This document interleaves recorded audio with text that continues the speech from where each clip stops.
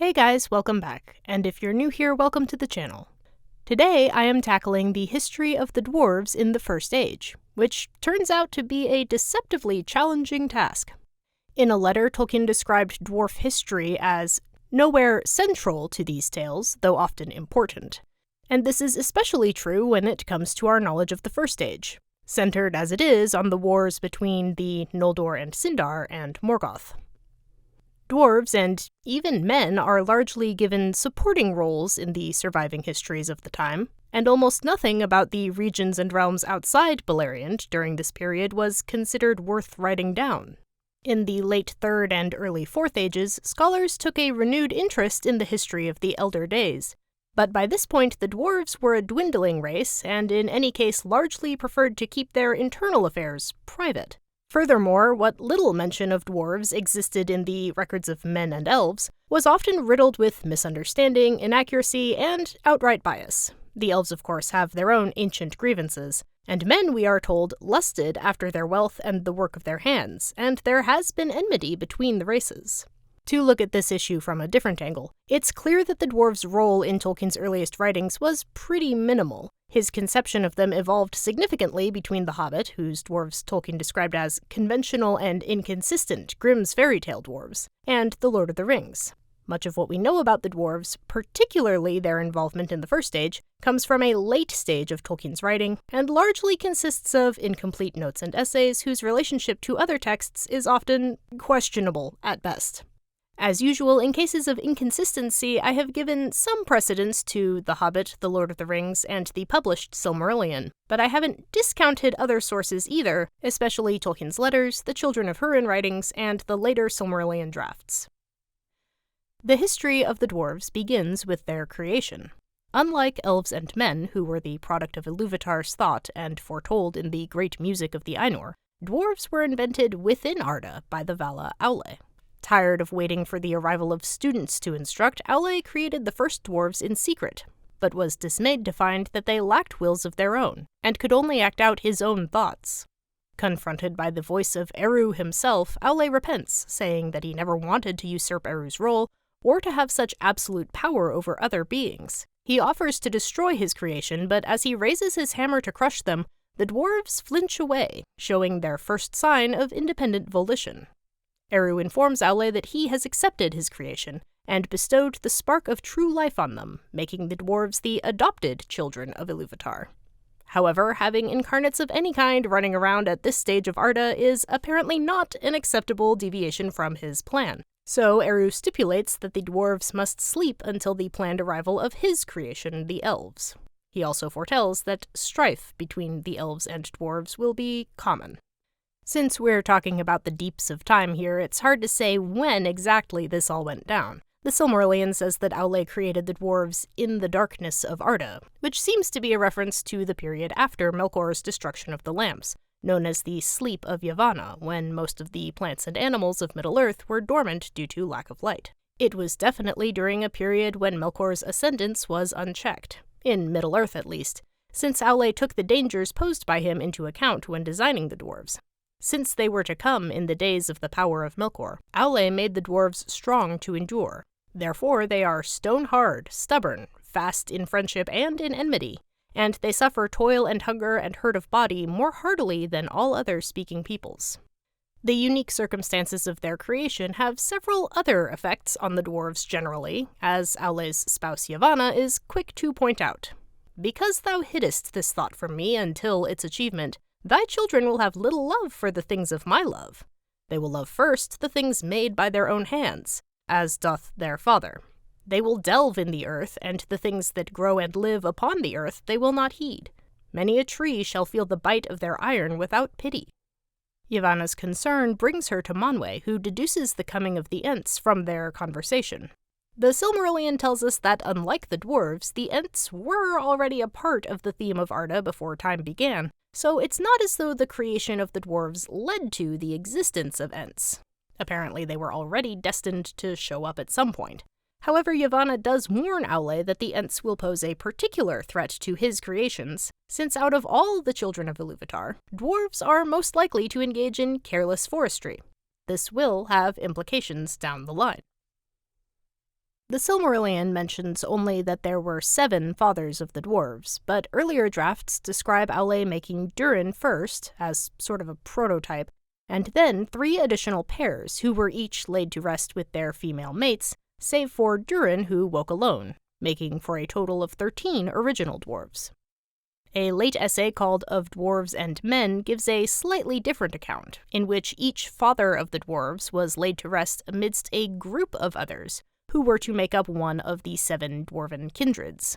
In addition to Durin's people, the Longbeards, there were also the Broadbeams and Firebeards, the Stiffbeards and Iron Fists, and the Blacklocks and Stonefoots. In this telling, Durin woke alone, but during his wanderings he was joined by individuals from the other 6 groups, making Durin's folk a product of self-selection.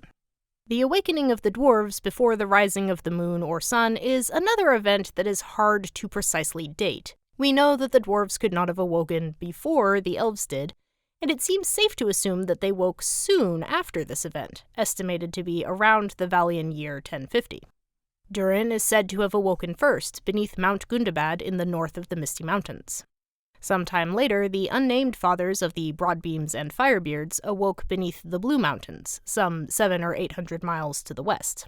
The awakening places of the other kindreds were claimed to be at least as far away to the east of Gundabad, around the same longitude as the Sea of Rune, or even further. But while the precise locations were apparently known to the dwarves through the Third Age, the elves and men of the West were not privy to this information. In fact, this dwarven inscrutability, combined with the historical focus on first Beleriand and then the realms that opposed Sauron from the west and north, means that almost nothing of the Stiffbeards, Blacklocks, Stonefoots, or Iron Fists appears in the records we have. And while we do get some idea of what the Longbeards were up to in the First Age, it's the Broadbeams and Firebeards who were most directly involved in the better-known legends of the Elder Days.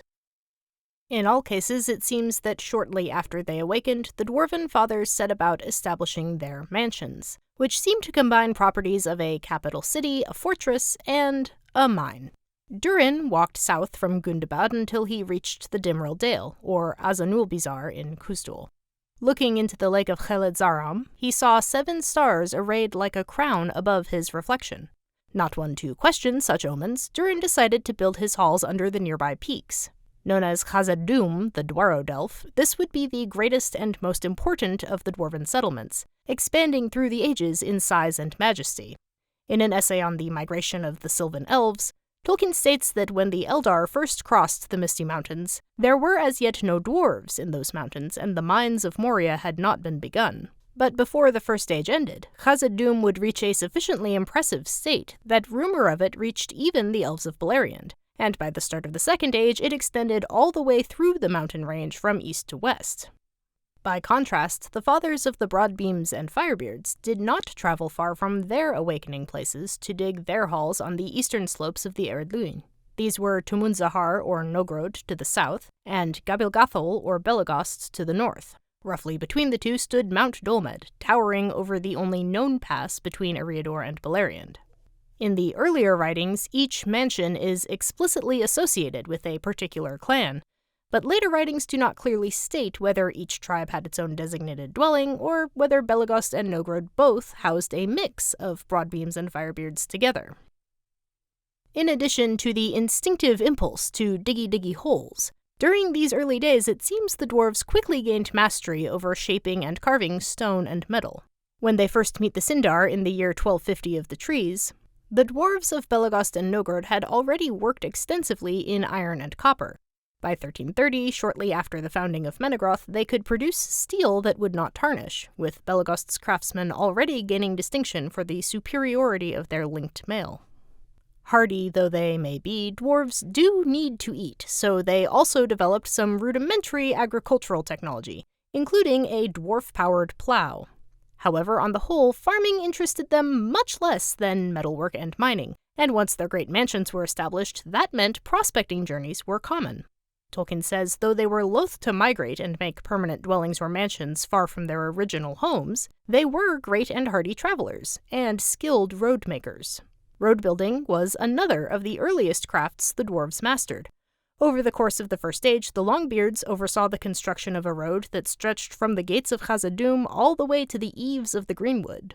Early in the Second Age, they had extended it to the Iron Hills. Although no permanent settlements are recorded at Mount Gundabad, it was revered by dwarves as the site of their earliest awakening, and delegates from all the clans would periodically meet there, exchanging news and strengthening ties. Khuzdul, the spoken dwarvish language, was said to have been devised for them by Aule himself, and it remained very resistant to change, providing the dwarves with a common tongue even into the Third Age. This intra-Khazad solidarity also allowed the dwarves to seek support from their kinsmen when threatened by external enemies. In times of great need, even the most distant would send help to any of their people. The capture of Melkor and unroofing of Utumno brought several ages of relative peace to Middle-earth, but the dwarves seem to have missed the memo on this. A warlike race of old were all the Naugrim, and they would fight fiercely against whomsoever aggrieved them. Servants of Melkor, or Eldar, or Avari, or wild beasts, or not seldom their own kin, dwarves of other mansions and lordships. This means they got something of a head start in developing armor and weapons of war, compared to the elves who designed their first weapons for hunting, not warfare. War was not the only option the dwarves had for resolving conflict, of course. Some individuals found themselves exiled by their kin for crimes such as murder, rebellion, a lack of proper industriousness, and, according to one source, being undersized or deformed.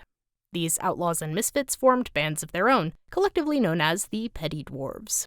According to legend, it was they who first entered Beleriand, delving their dwellings beneath the hill of Amanrud as well as in the natural caverns by the river Narag, where they were said to have lingered well after the siege of Angband was established. The dwarves of the east and the Avari certainly encountered each other at some point before the rising of the sun. However, the Eldar somehow managed to avoid dwarves during the entirety of their westward journey. So when the elves of Beleriand found they were being stalked at night by small bipedal animals with masses of hair on their faces and strange guttural calls, they were understandably alarmed. Legend has it they hunted and killed these sinister beasts when they could, until the Khazad of Belagost and Nogrod ventured west into Beleriand and introduced themselves less ambiguously. The elves quickly came to the horrified realization that the small bristly creatures they had been killing were in fact the distant kin of these new acquaintances, who for all their strange and unlovely features were undeniably people, capable of speaking with voices and crafting with their hands just as the elves were. This regrettable misunderstanding over the petty dwarves did not stop the Sindar and the Khazad from forming a mutually beneficial relationship, albeit one based more on pragmatism than on sincere affection. In addition to their technical skills, the dwarves had a talent for finding and extracting ores, especially iron, with Tolkien noting in a letter that the iron mines on the east slopes of the Arid Luin, still active into the Fourth Age, dated back to the earliest legends. Iron was found in Beleriand's northern mountain ranges, the Arid Gorgoroth and Arid Wethrin, as well. Copper, silver, and tin were also plentiful in the Arid Wethrin, near Mithrim, but the only naturally occurring source of gold in Beleriand was the tiny quantity that got washed down the river Sirion. Again, this fact will be important later. In exchange for the dwarves' help in making use of Beleriand's mineral resources, the Sindar shared their own trade secrets, including the wisdom of their Maiaran queen Melian.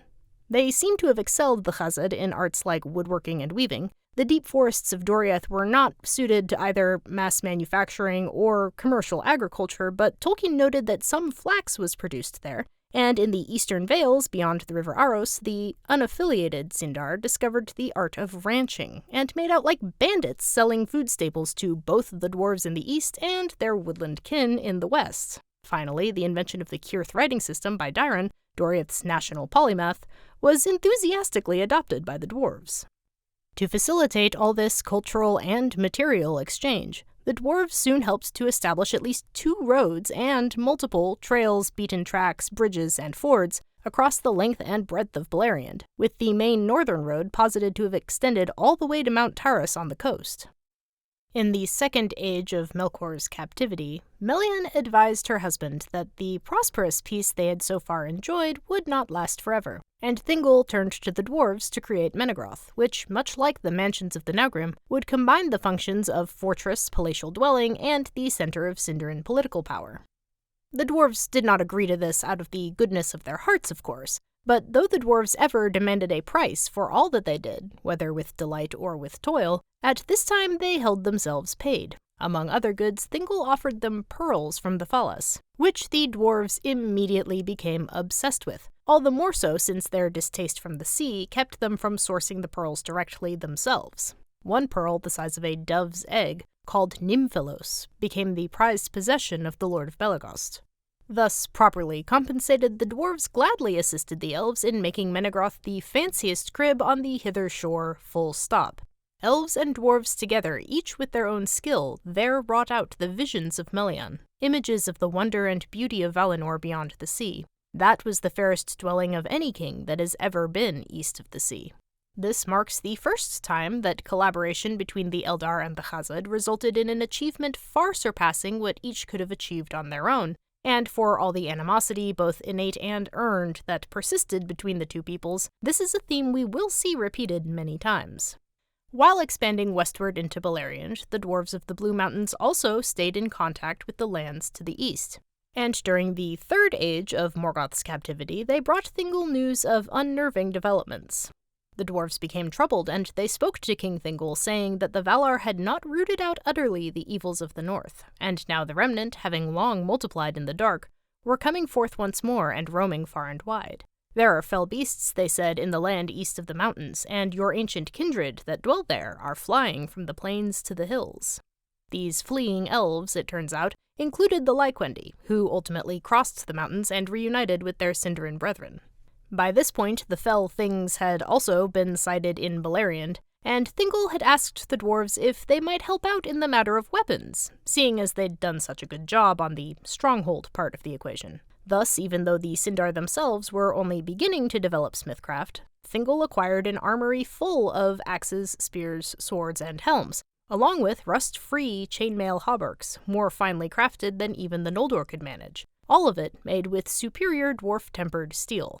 The work of Gamil Zirak, the master of Telkar, is said to have been included in Thingol's hoard, which suggests he may have been active during this period. These arms would serve the elves in good stead because, all too soon, Morgoth returned to Middle-earth and took up residence in Angband, sending a vast army of orcs south in an attempt to wipe out the Sindar. Thingol and Denethor each led hosts to meet the orcs in the east, slaughtering them between the rivers Aros and Gelion, while the dwarves issued from Mount Dolmed to cut off the orcs' retreat. This slowed Morgoth down, but alas did not stop him. In the west, his armies succeeded in driving Círdan's Falathrim to the very edge of the sea. The decimated Nandor retreated permanently into the woods of Osiriand, and Melian placed a protective girdle around Neldoreth and Region, creating the realm of Doriath. Beyond its borders, orcs roamed at will, which, as you can imagine, made it quite inconvenient for Belegost and Nogrod to launch any westward expeditions for trade or exploration. On the other hand, Morgoth's return paradoxically gave the long-beard dwarves of Eriador a respite, as the orcs and other fell things that had been encroaching southward on their lands were now recalled to Angband, and would remain otherwise occupied for most of the rest of the First Age. During the century or so following Morgoth's return, a lot of elvish drama plays out in Beleriand, but wisely the dwarves do not get involved with it. This changes around 150 years after the rising of the sun, when the dwarves meet some adventurous Eldar with funny accents climbing the slopes of the Blue Mountains, their glowy eyes as disturbing as their glowy jewels are enchanting. These, the dwarves learn, are Noldor, more precisely the people of Caranthir, one of Feanor's middle sons, who along with his brothers has been exploring the east of Beleriand, after their big brother decided to get them as far away as possible from their assorted half-cousins. Like the Sindar, Caranthir and his people have a certain distaste for the dwarves, though to be fair, Caranthir at least has a certain distaste for everyone. Regardless, the dwarves find that they generally get along better with the Noldor, respecting their lust for knowledge and reverence of Aule. On top of that, observation suggests that both dwarves and Noldor share a tendency toward jealousy, touchiness, and kinslaying. So while they may not have found each other the most genial of allies, at least each side would have well understood the other's motivations. Both peoples exchange lore and craft, with the result that the excellence of the craftsmen of Belegost and Nogrod becomes renowned throughout dwarvendom. More importantly, once Caranthir's messy extended family successfully besieges Angband, the dwarves can once more travel through Beleriand, though Thargelion is now their first stop for trading, which greatly enriches its antisocial lord. The Grey Annals note that the Sons of Feanor acquire a lot of iron in particular through their dwarven partners. Given the geography and known distribution of useful ores in Beleriand, this suggests to me that the dwarves may have been importing iron from the east, almost certainly from their mines in the Blue Mountains, but also maybe even trading with the Longbeards for additional stock. Another relatively recent development is the rising of the moon and sun. The dwarves' subterranean proclivities mean they were likely less impressed by this than the elves were, but more pertinently, the rising of the sun heralded the awakening of men, the second-born children of Iluvatar. According to legend, men awaken far in the east, so it is some time before news of them reaches the Blue or even the Misty Mountains. But several linguistic sources assert that men must have encountered both Avari and the eastern clans of the dwarves in the earliest days of their history. Of Dwarves and Men reports that by the time the Edain first entered Beleriand, further east in Eriador and Rovanion, especially in the northern parts, their kindred must already have occupied much of the land. There, dealings between men and the Longbeards must soon have begun. At first, this was yet another pragmatic question of mutual self-interest, with men eager to both learn from the Longbeard dwarves and buy from them, while Durin's folk were happy to acquire crops at what they considered bargain prices, rather than spending time growing their own. It wasn't until the tumults of the early Second Age that dwarves and men would form closer military alliances and grow to truly respect each other's courage and unique talents. There is little doubt that the dwarves of the Blue Mountains must have at least heard about the winding progress of migrating men across the lands of the east. One source even reports that when the folk of Beor first crossed into Osiriant, the folk of Hador had been milling around the eastern slopes of the Ered Luin for over a year. So it is noteworthy that the Eldar of Beleriand seem to have been taken totally by surprise by the discovery of men. At the time of the first encounter between Eldar and Edain, the realms of Thargelion, Nargothrond, and Doriath should all have been in pretty regular contact with Belegost and Nogrod. Yet it seems the dwarves made no mention of these new arrivals to any of their elven associates. This potentially marks a shift in attitude from the days before Morgoth's return, when the dwarves made a point of bringing Thingol news of trouble in the east. In any event, the hosts of the House of Hador would soon arrive through the pass at Mount Dolmed, which would rob the dwarves of any remaining plausible deniability.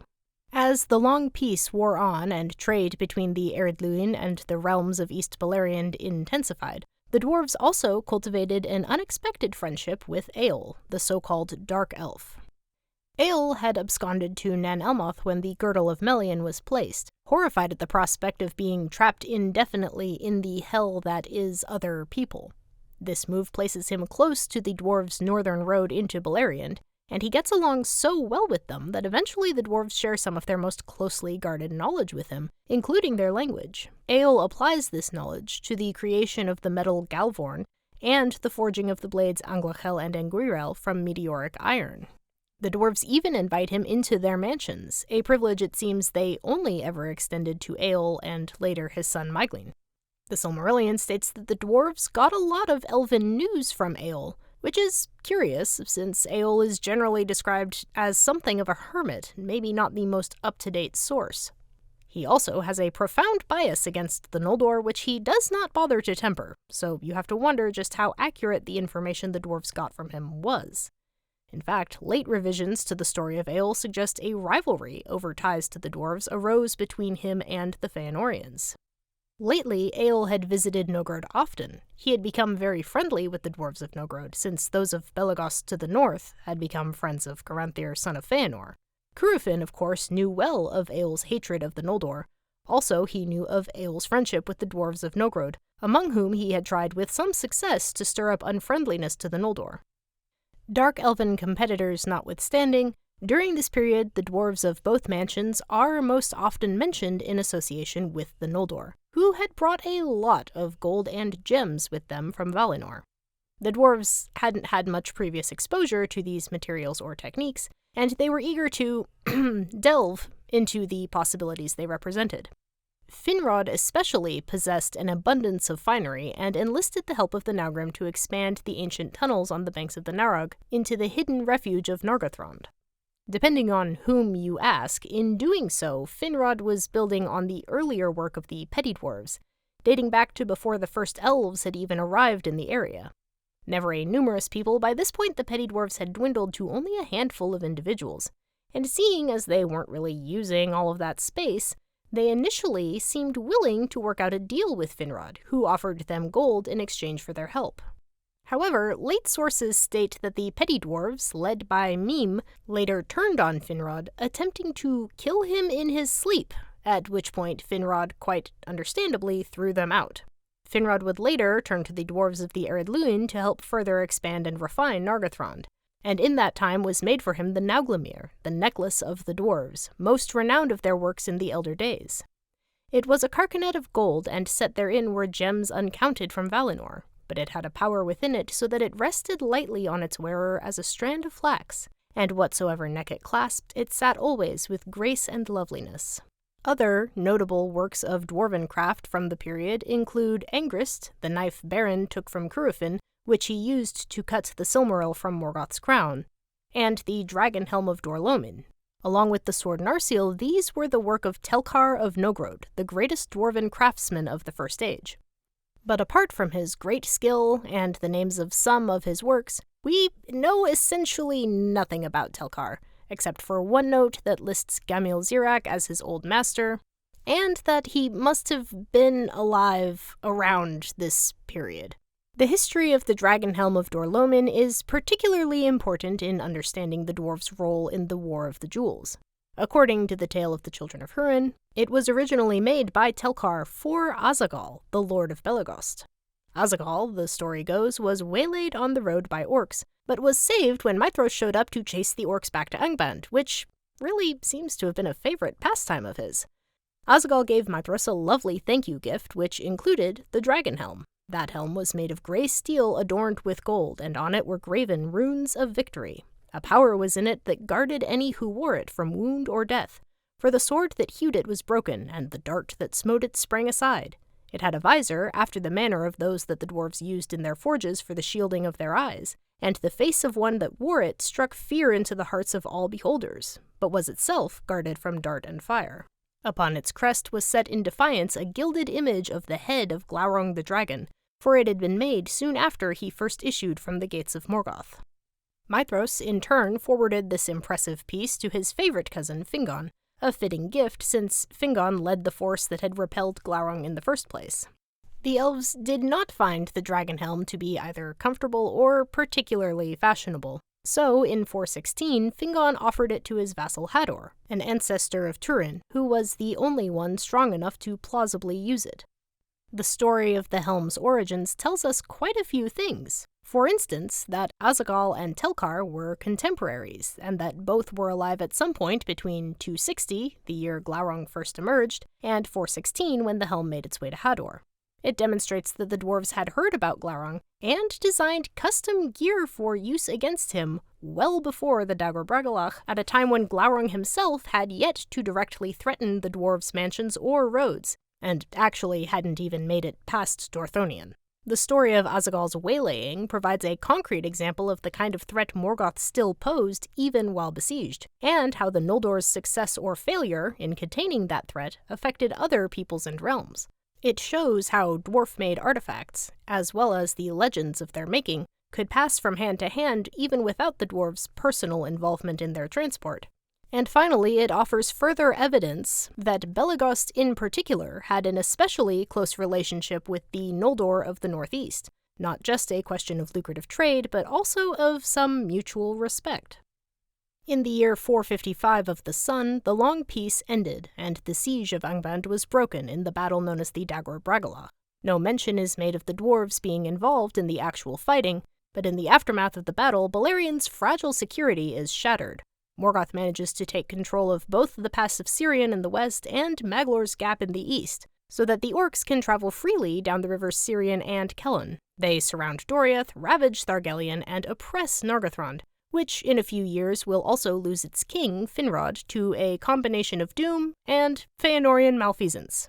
This is so traumatic that never after until the time of Turin would any elf of that realm go into open battle, but with stealth and ambush, with wizardry and venom dart, they pursued all strangers, forgetting the bonds of kinship, and their land was darkened.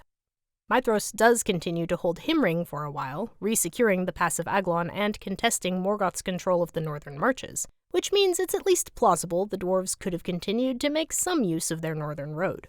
This could well have been a very important detail, since, apart from a few northwestern holdouts like Heathloom, there's really not that many other markets open to the dwarves' goods. And remember, dwarves are really bad at farming, so they kind of need to maintain a functioning supply chain if they want to, eat something other than foraged tubers. Most late sources are emphatic that stories of dwarven collaboration with the enemy are overstated. However, it's hard to rule such a thing out entirely, especially in desperate periods like this one.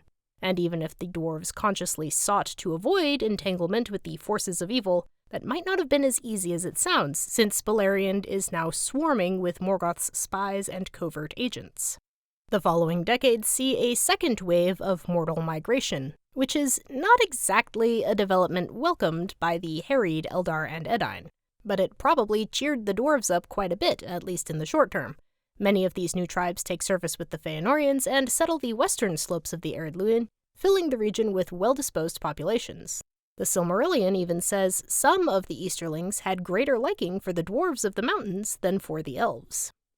By 469, Maedhros had decided to take the fight to Morgoth, and began organizing a great union.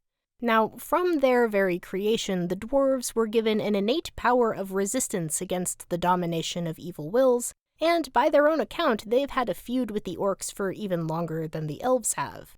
However, the role Belegost and Nogrod played in the War of the Jewels had largely been a supportive one up until this point. Now, not only were their forges kept busy outfitting the Noldor's growing army of allies, but the dwarves themselves would march out to war with them. A heavily armored host from Belegost, led by Azaghal, joined the eastern army of the Noldor in their march into the Unfauglith. Their aim was to draw out Morgoth's forces, while to the west, another army, led by Fingon, would remain hidden until the orc hosts were in the perfect position, and then charge suddenly, with the two elven armies smooshing together like the bread slices in an incredibly violent sandwich. At least, this was the plan. But Morgoth was aware of the trap. First, his agents delayed the eastern host's march, and then Morgoth sent out two armies, the larger of which further bogged down the eastern host, while the smaller army drew a large part of Fingon's forces into a disastrous, headlong charge. After all that, just as the army of the east is finally about to join with the western one, half of the Feanorians' human vassals suddenly turned on them, while Morgoth emptied Angband, sending out every monstrosity he could find, including, of course, the firedrake Glaurung.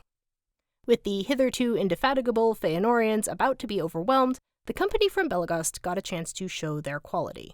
It takes a lot to phase a sufficiently riled-up dwarf, and their natural hardiness, coupled with their flame-resistant masks modeled after the ones they used in forging, meant that Glaurung's scalding fire breath, his go-to weapon, was suddenly ineffective. Unable to either intimidate or roast the dwarves, Glaurung was hemmed in, giving the Sons of Feanor an opportunity to escape the slaughter. Even his mighty armor was not foolproof against the blows of their great axes, and when in his rage Glaurung turned and struck down Azaghal, Lord of Belegost, and crawled over him, with his last stroke Azaghal drove a knife into his belly and so wounded him that he fled the field. After the loss of their lord, and with the balance of the battle already settled in Morgoth's favor, the dwarves bore Azaghal's body back to the mountains, walking slowly and singing a dirge as they went, their thoroughly terrified enemies staying well out of their way. The situation after the fifth battle was bad for everyone in Beleriand, and the dwarves were no exception to this. The petty dwarves had all but died out, and their last known representatives, Mime and his sons Chim and Ibun, met their various ends after getting involved with Turin Turambar. Belegost had lost its lord and probably a fair number of its warriors. After being driven all the way to Mount Dolmed, the Sons of Feanor drifted south into Assyrian, leaving the plains of the east unprotected. The dwarves' mannish neighbors had either been killed in the Nirnaeth or shown themselves to be turncoats. Parties still occasionally ventured from the mountains to trade and exchange news. The Silmarillion states that Menegroth at least still had need of their skill, but they came now no longer in small parties as aforetime, but in great companies well armed for their protection in the perilous lands between Aros and Gelion, and they dwelt in Menegroth at such times in chambers and smithies set apart for them. In 502, Thingol approaches one such group of dwarves out of Nogrod with a proposal. Through a series of strange events, Thingol now possesses both the Nauglamir, made for his grandnephew Finrod, and a Silmaril from the Crown of Morgoth.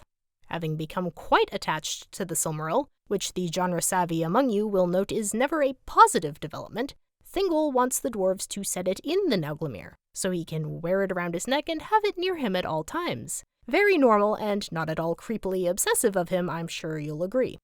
The exact details of what happens next becomes murky, for reasons of both primary and secondary reality. Within the narrative frame of Middle-earth's history, there's a distinct lack of witnesses who are both credible and living, and accounts of this event are especially subject to bias and distortion. Taking the external view of Tolkien's work on this part of the story, we run into a problem we've seen before. The story of the Nauglamir and Thingol's fate was one of the very earliest legends to be written down, but over the years Tolkien revisited it less often than he did some of his other legends, often because his drafts would simply be abandoned before he reached the end of the First Age. As a result, the existing versions of this story don't always fit perfectly with the surrounding legends that had evolved over time. And in compiling the Silmarillion, Christopher Tolkien and Guy Gabriel Kay had to make more editorial adjustments than usual to make everything agree. Be that as it may, the story as told in the Silmarillion goes like this. Upon seeing the Silmaril, the dwarves too are smitten by it, and immediately want to bring it home with them, but they agree to Thingol's terms and complete the work. Again, it is noted that the product of this collaboration between Elvish and Dwarvish skill surpasses every comparable work before or since. The greatest of the work of elves and dwarves were brought together and made one, and its beauty was very great, for now the countless jewels of the Nauglamir did reflect and cast abroad in marvelous hues the light of the Silmaril amidmost. In view of what happens next, though, this observation is a bitterly ironic one. Thingol visits the dwarves, alone, to see the finished product, but the dwarves stop him from picking it up.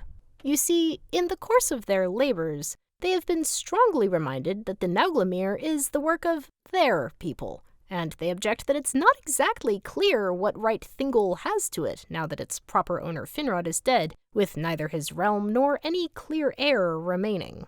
Thingol can apparently tell right away that secretly the dwarves just want his Silmaril, so he calls them short and ugly, refuses the promised payment, and tells them to leave. So the dwarves kill him, grab the necklace, and bolt. The party is overtaken and slain before they can reach the road, and the Nauglamir is reclaimed and brought back to Melian.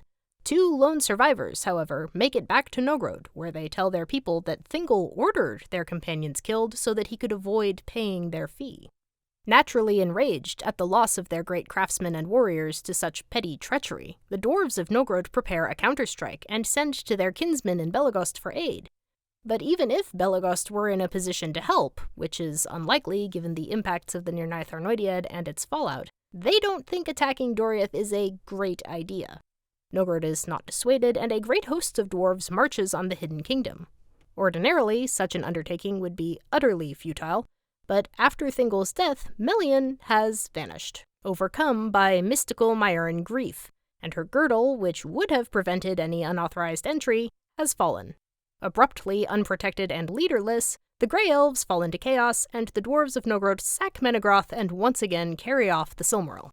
They are also once again pursued, and eventually overtaken, this time by a host of Lyquendi from Osiriand, led by Beren, son of Barahir, and his son Dior. As the dwarves cross the river Gelion at the ford of Sarn Othrad, the Green Elves ambush them from the trees and shoot most of them.